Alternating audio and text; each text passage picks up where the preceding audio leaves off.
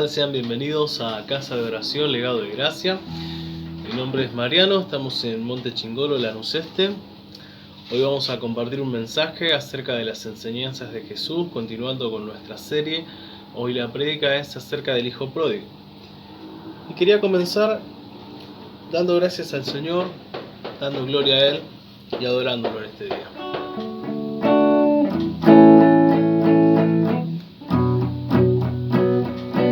Quiero tener un encuentro con Dios, conocer su fiel corazón y rendirme en los brazos de su inmenso amor que transforma mi necio corazón. Quiero tener un encuentro con Dios y en el silencio escuchar su voz que sana mi alma y quita el dolor, restaurando todo lo que soy. Pon en mí tus anhelos, los sueños de tu corazón, y haz de mí un vaso nuevo en tus manos, mi Señor.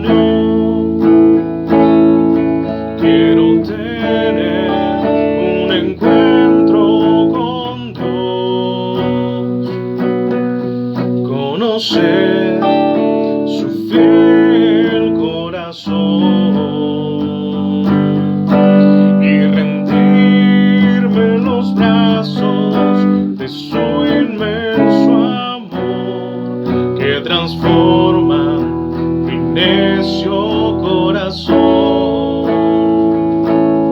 Quiero tener un encuentro con Dios y en el silencio escuchar su voz que sana mi alma y mi corazón, restaurando todo lo que soy. Pon en mí tus anhelos, los sueños de tu corazón, y haz de mí un vaso nuevo en tus manos, mi Señor.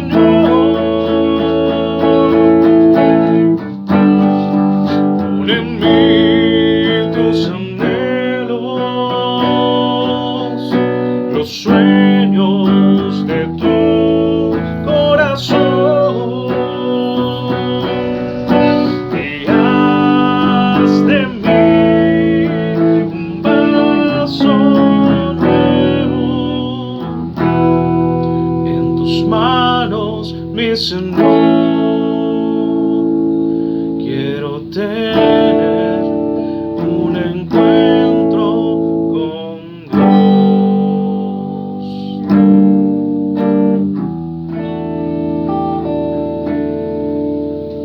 Amén. ¿Qué tal? El mensaje de hoy, como les había adelantado, se trata acerca del Hijo Pródigo. Para poder compartirlo, los invito a buscar en sus Biblias en el Evangelio de Lucas, capítulo 15. Voy a utilizar una versión que particularmente me gusta mucho, es Nueva Traducción Viviente. Me gusta la manera en la que ilustra todo este mensaje y quisiera hacer una pequeña introducción. Durante todo este tiempo estuvimos hablando acerca de las enseñanzas de Jesús. Dichas enseñanzas nos hablan acerca de la forma más práctica en la que Jesús estuvo enseñándole a la multitud, que son las parábolas. Estas parábolas son comparaciones, historias, ilustraciones de la vida cotidiana que la gente podía entender de una manera muy sencilla. Este tema que hoy vamos a tratar, acerca del Hijo Pródigo, nos va a enseñar un amor divino, un amor eterno que viene de Dios, un amor que no se rinde, el corazón que nunca deja de amar, el corazón del Padre. También vamos a hablar acerca del libre albedrío y el accionar divino cuando nosotros tomamos decisiones, la soberanía de Dios y la identidad y el amor que Él nos da. Todo este tiempo estuvimos hablando de estas parábolas. Pueden ver, creo que está subido los dos deudores, y podemos ver que en ellas nosotros podemos conocer a Dios de una manera muy profunda, porque aunque los ejemplos son de la vida cotidiana, de las cosas que pasan todos los días y que los judíos de ese tiempo entendían muy bien, la enseñanza es muy profunda en cuanto al carácter espiritual y moral que trata en nuestra vida, confrontándonos con una realidad que es muy diferente a la realidad de Dios, una realidad en la que nosotros vivimos, que cuando conocemos en la realidad de Dios, vemos que es diferente.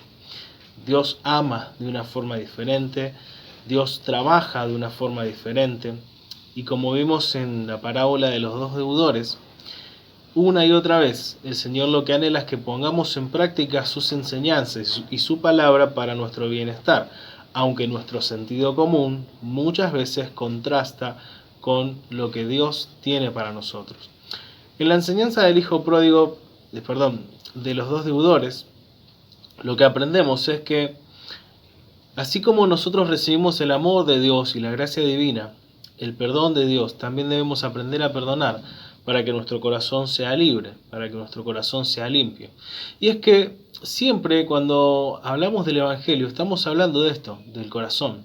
Estamos hablando de una vida que se rinde, se humilla ante un Dios vivo y deliberadamente decide aprender a vivir conforme los mandamientos de Dios.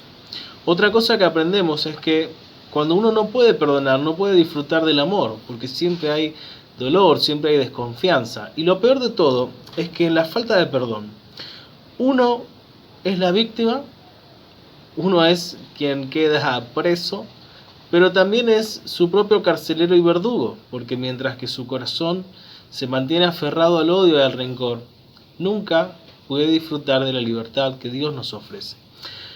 Esta palabra habla un poco acerca de esto, pero nos lleva a entender lo que sucede cuando las personas tocan fondo y se arrepienten. ¿De qué trata esta historia? Bueno, hay que entender un poco el contexto. Todo el capítulo 14 habla de una constante confrontación entre Jesús y los líderes religiosos de la época, los fariseos y los escribas. Vemos a Jesús confrontándolos en determinado momento en una cena y mostrándole la importancia de la humildad. Vemos a Jesús hablando a las multitudes de lo difícil que es seguirlo a Él, no porque sea imposible el Evangelio, sino porque uno debe aprender a amar más a Dios y ponerlo en primer lugar. Y en una y otra vez, en una y otra historia, en el capítulo 14, vemos que el Señor remarca la importancia de no ser prejuiciosos, la importancia de amar, de ser humildes, y también encontramos que el llamado de Dios es algo muy profundo. Ahora, para comprender lo que está hablando puntualmente acá, que sigue relacionado con este tema, porque así lo decidió el autor del Evangelio de Lucas, así lo escribió, así lo planteó, para entender esta historia que hoy vamos a leer, debemos concentrarnos en los versículos anteriores. Esta historia empieza en el capítulo 15, versículo 11, pero los primeros 10 versículos siguen remarcando la importancia de Dios, del amor de Dios para con los perdidos, para con las personas que nunca han conocido acerca del Evangelio, que nunca han conocido acerca de la salvación. De eso trata. Y podemos entender bien claro por qué enseñó esta historia al leer los versículos 1 y 2. Dice: los cobradores de impuestos y otros pecadores de mala fama a menudo venían a escuchar las enseñanzas de Jesús. ¿Quiénes venían a buscar a Jesús? ¿Los que se lo sabían todo? ¿Los líderes religiosos? ¿O los necesitados? Los necesitados. Por eso, versículo 2, los fariseos y los maestros de la ley religiosa se quejaban de que Jesús se juntaba con semejantes pecadores y hasta comía con ellos. Al entender esto, Jesús, que conoce los corazones, comienza a enseñarle la importancia que hay para Dios de la vida de todos los seres humanos, mostrándonos primero la parábola de la oveja perdida y luego la parábola de la moneda perdida. Pero luego viene a contar esta historia que va a confrontar con una realidad que tenemos todos los seres humanos viviendo lejos de Dios, pero también aquellos que lo hemos conocido y llevamos una vida religiosa que dista mucho de la gracia y el amor de Dios. Voy a poner una pausa porque se está quedando sin batería. Continuamos, tuvimos que cambiar un poquito el enfoque, sepan disculpar. Pero bueno, esta historia trata entonces de eso, del amor de Dios frente a la religiosidad. Y nos pone en un contexto muy claro. Por un lado, aquellos que se quejaban de Jesús, que no lo tenían como un hombre piadoso, sino como alguien que le daba lugar a personas que no eran bien vistas socialmente y que no tenían nada que ver con Dios, personas que para Dios no valían nada, según ellos. Y a un Jesús mostrándonos que Dios es un Dios de amor profundo. Esta es la historia de un padre que tiene 2 hijos. Y quiero que entendamos esto porque es clave para poder comprender todo lo profundo de esta parábola. Vamos a ver ahora los personajes. En el versículo 11 dice: para ilustrar mejor esta enseñanza, es decir, la importancia que hay para Dios con respecto a todos aquellos que no lo conocen y están perdidos, Jesús les contó la siguiente historia. Un hombre tenía 2 hijos. El primer personaje que vamos a ver en esta historia es el hijo menor. El hijo menor va a representar en esta historia el pecador en su punto máximo. Aquel que no es capaz o no tiene lugar para la redención según la tradición religiosa de la época. Por otro lado, vamos a ver al final de la historia al hermano de este muchacho, al hijo mayor, que nos va a mostrar un hombre con muchas obras, con mucho trabajo, con muchas intenciones aparentemente buenas, pero con muchos secretos. Y también nos va a mostrar a un padre bueno, a un padre lleno de amor, que va a representar a Dios y va a representar cómo es la gracia, el amor de Dios y su trato para con todos nosotros, que lejos de Él estábamos perdidos y que aún conociéndolo, todavía a diario luchamos con el pecado, porque somos de carne. Así que sepamos esto. Esta historia nos representa y debemos entenderla paso a paso. Ya sea que estemos en un extremo de la historia o en el otro, debemos volvernos a Dios, abrir el corazón y darnos cuenta de algo. La gracia de Dios no es libertinaje. Ahora lo vamos a ver. Pero la religiosidad tampoco representa comunión con Dios. Ni una cosa ni la otra. Dios siempre busca el corazón. Tengo mis anotaciones acá. No, acá no. Acá. Muy bien. Hablemos primero de el hijo pródigo. ¿Qué quiere decir pródigo? Pródigo es una palabra que nos habla de alguien que es un disipador, un gastador compulsivo, alguien que desprecia generosamente la vida y todas las cosas buenas o de valor. Eso es la palabra pródigo. De hecho, en el original, la palabra pródigo se traduce como prodigus, que tenía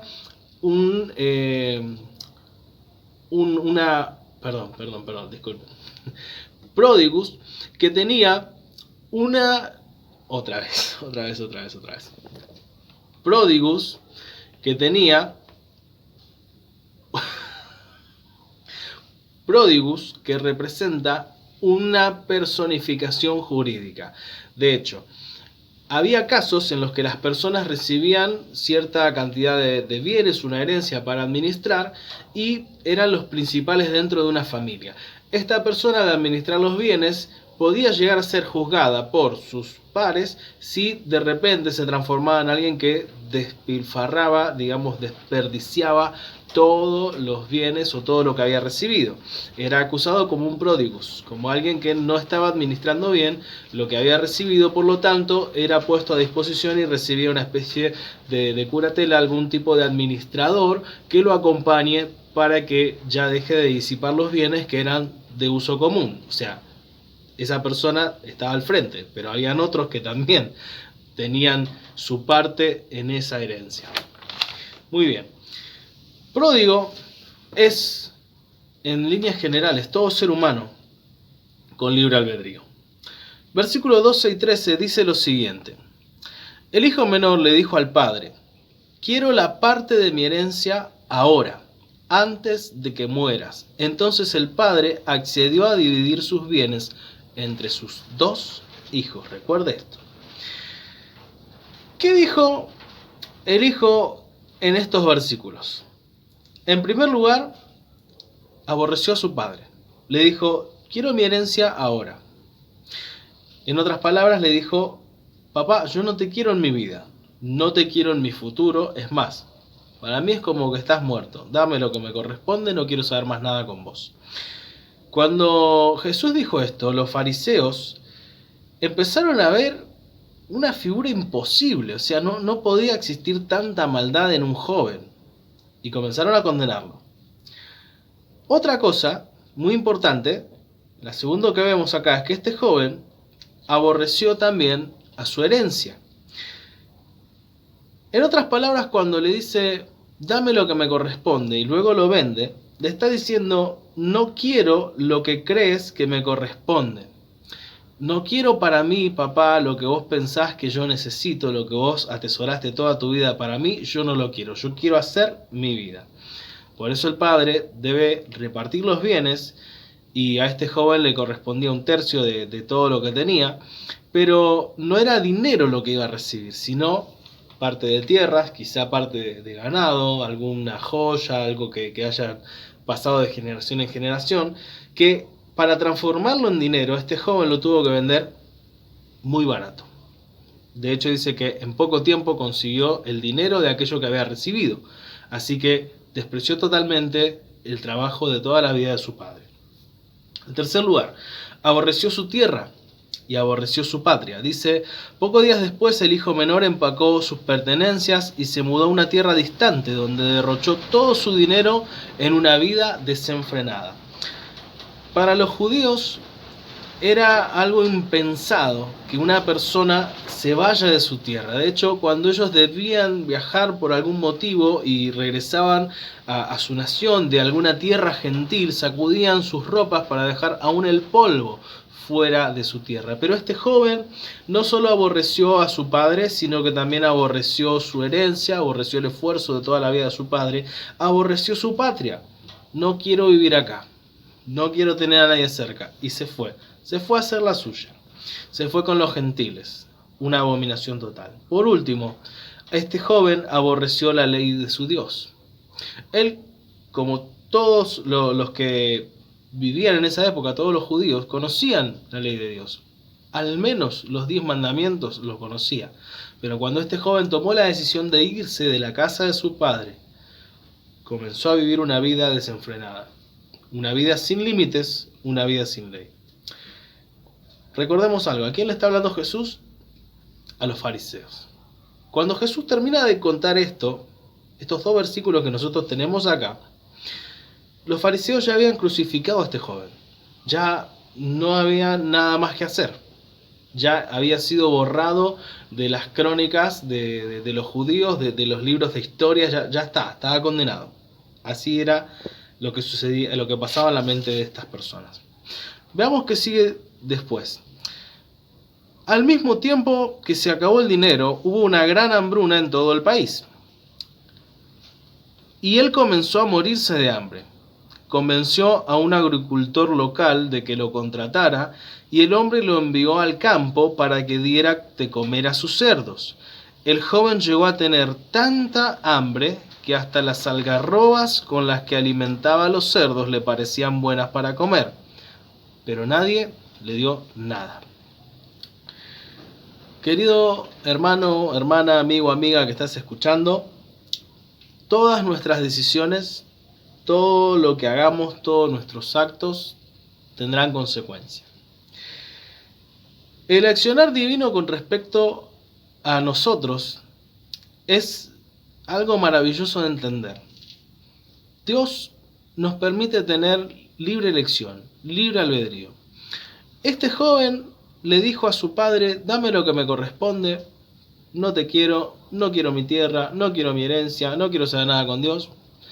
En algún momento el padre se le opuso. En algún momento el padre hizo algo para que este muchacho se quede. ¿Puso algún impedimento acaso? No. Tomó sus decisiones e hizo lo que quiso. Lo mismo pasa con nosotros. Estamos acostumbrados a culpar a Dios por todo lo malo que nos pasa, por todo lo malo que pasa en el mundo. Pero no nos olvidemos de algo. Las decisiones las tomamos nosotros.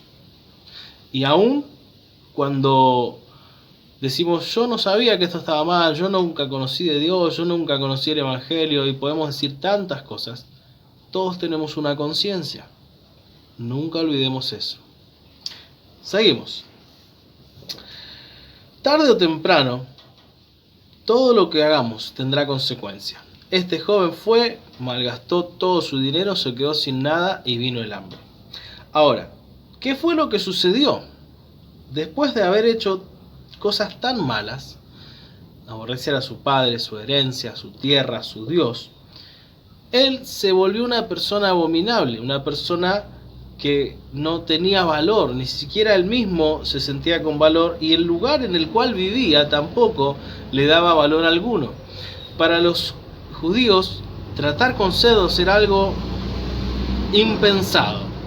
No había lugar en la vida de uno de estos judíos para tratar con cerdos. Pero el joven, en su desesperación, fue y se le pegó a un agricultor y le dijo: por favor, dame algo de trabajo. El hombre dijo: bueno, anda a cuidar los cerdos. Sabía que eso era muy degradante para un judío. Lo humilló a propósito. Pero el joven fue. Y es más, estando ahí tenía tanta hambre que quería comer la comida de los cerdos. Pero ni siquiera era digno o apto para comer la comida de los cerdos. ¿Por qué? Porque siendo hijo, siendo alguien que tenía un lugar, se hizo un mendigo y se volvió tan bajo cayó este joven, que un cerdo llegó a valer más que él. Es muy cruda la realidad, es muy cruda la historia, pero nos representa perfectamente. Ahora, ¿qué pasó? ¿Se quedó ahí? Leamos un poco. Cuando finalmente entró en razón, no nos dice cuánto tiempo pasó, pero sí dice que entró en razón. Se dijo a sí mismo: en la casa de mi padre hasta los jornaleros tienen comida de sobra, y aquí estoy yo muriendo de hambre. Volveré a la casa de mi padre y le diré: Padre, he pecado contra el cielo y contra ti. Ya no soy digno de que me llamen tu hijo. Te ruego que me contrates como un jornalero. Qué impresionante. En su soberanía, Dios trata con nosotros de igual manera. Nos deja tomar decisiones, nos deja hacer cosas. Y cuando vienen los problemas, está ahí dispuesto a extendernos una mano, para que cuando entremos en razón, tengamos el valor de volver a Él. Este joven dijo: he pecado contra el cielo y he pecado contra mi padre. Reconoció que no solamente se había equivocado en su decisión al actuar contra su padre, sino que también había pecado contra Dios. Se arrepintió, pero tomó la decisión de ir y arreglar las cosas. Eso le debemos hacer también nosotros. No solamente decir, Dios, perdón porque hice esto, porque me enojé con fulano, lastimé. Eso es la primera parte. Pero nos corresponde también poner a cuentas aquellas cosas y aquellas relaciones que dañamos y en las que hicimos mal. La semana pasada hablamos de la importancia de perdonar. Ahora también hablamos de la importancia de pedir perdón. ¿Ven? En su soberanía, Dios trata con nosotros en nuestro arrepentimiento. Cuando volvemos en sí, cuando nos damos cuenta de todo lo que perdimos, ahí está el Señor. En ese momento, cuando Jesús empezó a contar esto, los fariseos que estaban ahí escuchando se sintieron cómodos con Jesús y dijeron, bien, está bien, eso es lo que tenía que hacer. El joven recordó la ley, no dijo esto porque sí, recordó la ley. ¿Qué es lo que había detrás? ¿Cuál es el entrelíneas de todo esto? Sencillo. El joven dijo, voy a ir a mi casa y no solamente me voy a arrepentir, sino que voy a proponer hacerme cargo de todo lo que malgasté, de restituir todo aquello que dañé, de pagar la deuda que tengo con mi padre. Eso es lo que planteaba la ley. Quizás si pago todo lo que debo, si doy un resarcimiento de todo el daño, mi padre me permita vivir en mi hogar. Cuando los fariseos escuchaban esto decían, sí, es lo que se merece. Venir y trabajar y darlo todo y quizás tenga el perdón. Ese era el pensamiento religioso. Ese era el pensamiento que tenían. Y eso es lo que muchos tienen. Este joven malgastó su vida, malgastó el esfuerzo de toda la vida de su padre y de sus ancestros y se dio cuenta, volvió en sí. Los religiosos condenaron esta actitud. No pensaban en que iba a tener un perdón, sino que la historia seguiría en que este joven se esforzó y trabajó y toda su vida estuvo tratando de resarcir el daño que hizo sus padres. Pero vamos a ver qué es lo que sigue. Vamos a ver qué es lo que pasa. Aquí entra otro personaje en acción y es el padre. Entonces, dice verso 20, regresó a la casa de su padre y cuando todavía estaba lejos, qué tremendo esto, su padre lo vio llegar. Lleno de amor y de compasión, corrió hacia su hijo, lo abrazó y lo besó. Su hijo le dijo, Padre, he pecado contra el cielo y contra ti, ya no soy digno de que me llamen tu hijo. Sin embargo, su padre dijo a los sirvientes, rápido, traigan la mejor túnica que haya en la casa y vístanlo. Consigan un anillo para su dedo y sandalia para sus pies. Maten el ternero que hemos engordado. Tenemos que celebrar con un banquete porque este hijo mío estaba muerto y ahora ha vuelto a la vida. Estaba perdido y ahora ha sido encontrado. Entonces comenzó la fiesta. El Padre nos muestra a un Dios que es soberano, un Dios de amor, un Dios de gracia y un Dios de justicia. El Padre no se opuso a las malas decisiones de este joven, lo dejó actuar. Pero ¿cuál fue la actitud de este padre? ¿Qué fue lo que hizo? Lo primero que vemos es que los ojos del padre estaban puestos en el camino por el cual su hijo se había ido.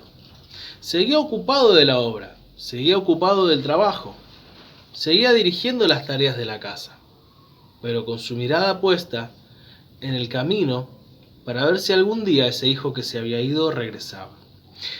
Es muy impresionante esto. A mí me toca muy profundo el corazón.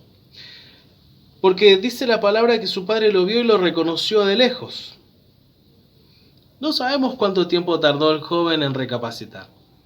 Sí sabemos que pasó hambre, estuvo entre cerdos, o sea, estaría sucio, su ropa no sería la misma, su aspecto no sería el mismo, su aroma no sería el mismo. Pero el padre lo reconoció. ¿Y qué fue lo que hizo? El padre, lleno de compasión, en segundo lugar, lleno de compasión, corrió hacia él.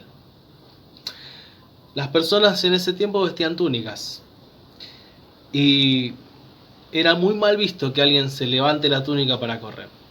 Debían ceñírsela, pasársela por abajo, por arriba, hacer un nudo como un chiripá, en Argentina lo entendemos así. Pero el padre no pensó en eso. No pensó en lo que dirían sus siervos, sus jornaleros. No pensó en lo que diría la gente del pueblo. No pensó en ninguna otra cosa que ir a derramar su amor sobre ese hijo que estaba regresando. Y se levantó las túnicas y corrió a la vista de todos, humillándose a sí mismo, para abrazar a ese joven que volvía. El padre derramó su amor sobre su hijo y ni siquiera lo dejó hablar. El hijo tenía una buena intención. El hijo estaba arrepentido, pero al padre ya conocía el corazón. El padre rápidamente hizo fiesta y sin que pase un día o dos para ver si había cambiado o no, restituyó a este joven las cosas que había olvidado. En primer lugar, identidad. Cambió sus vestidos viejos por la mejor túnica y puso calzado en sus pies. Los siervos, los esclavos, no tenían calzado, pero los hijos sí. Los hijos estaban con esa protección de Dios. Restituyó la honra a este joven. Hizo fiesta. No hizo ningún reproche. No dijo, uy, qué vergüenza, qué pesará la gente. ¿Qué van a decir cuando te vean acá conmigo? No dijo nada. Hizo fiesta.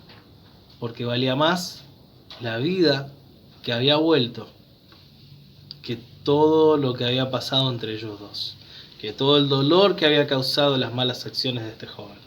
Pero también vemos que el padre restituyó autoridad. Puso en él anillo de nuevo. Le otorgó otra vez su confianza, el sello de la familia, esa misma que había despreciado. Es impresionante esto porque cuando Jesús cuenta esta historia, los fariseos empiezan a ponerse como enojados porque dicen, ¿cómo? ¿De qué estás hablando, Jesús? Ese joven es el peor pecador que pudo haber existido, aborreció a su padre, aborreció su herencia, que no era suya, era de todos sus ancestros, aborreció su nación, su tierra, su ley, su Dios. ¿Y el padre lo recibe así? ¿Qué clase de padre es ese?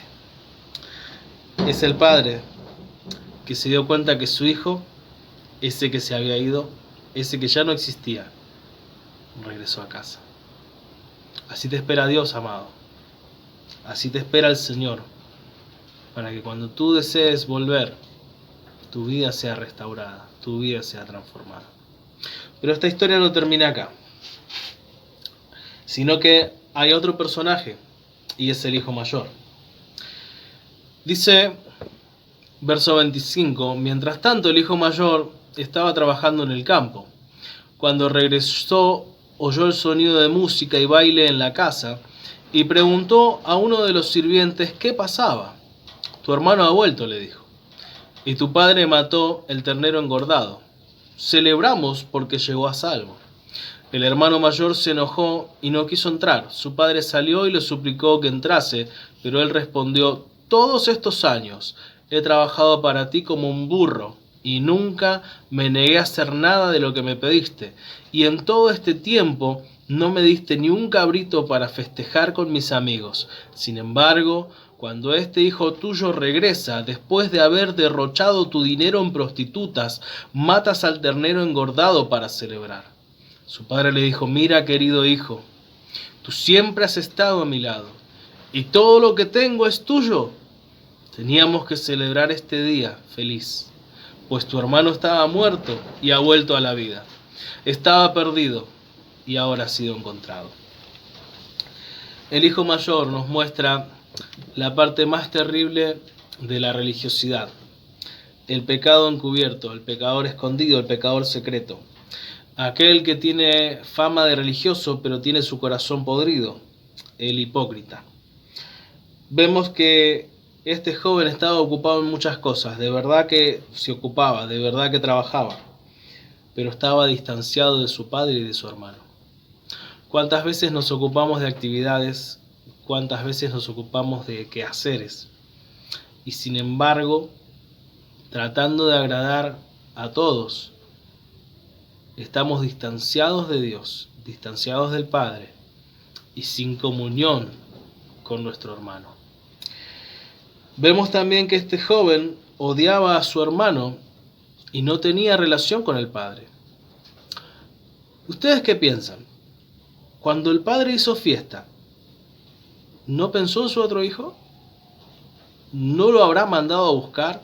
¿No lo habrá mandado a llamar? Posiblemente sí, pero no lo encontró, porque no había una relación con el padre. No tenía trato con su padre. Estaba ocupado en sus cosas, en su trabajo, pero sin relación con el padre. Y no solo esto, sino que tenía odio hacia su hermano. Todo su servicio era un servicio con reproche, era un servicio con queja, un servicio de mala gana. Él no trabajaba para agradar al Padre. Trabajaba porque trabajaba, pero estaba lleno de odio y de rencor su corazón, de mala gana.